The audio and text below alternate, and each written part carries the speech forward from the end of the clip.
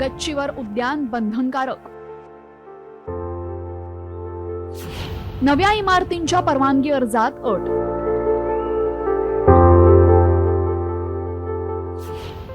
मुंबई महापालिकेचं धोरण.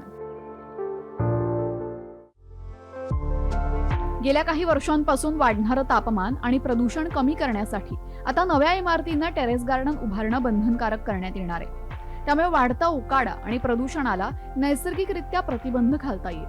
नव्या इमारतींना परवानगी देताना ही अट अर्जामध्ये समाविष्ट केली जाईल. याबाबतचा प्रस्ताव मुंबई महापालिकेने नगरविकास विभागाकडे पाठवलाय.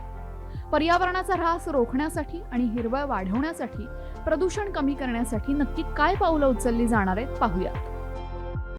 कॉमस्कोर नुसार आता isakal.com आहे देशातील नंबर 1 ची मराठी न्यूज वेबसाईट. प्रत्येक अपडेटसाठी isakal.com ला नक्की भेट द्या. नवीन इमारतींना टेरेस गार्डन उभारणं बंधनकारक.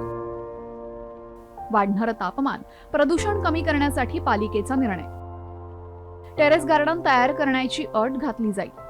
जुन्या इमारतींचं स्ट्रक्चरल ऑडिट केलं जाणार. बांधकाम मजबूत असल्यास टेरेसवर गार्डन उभारता येणार.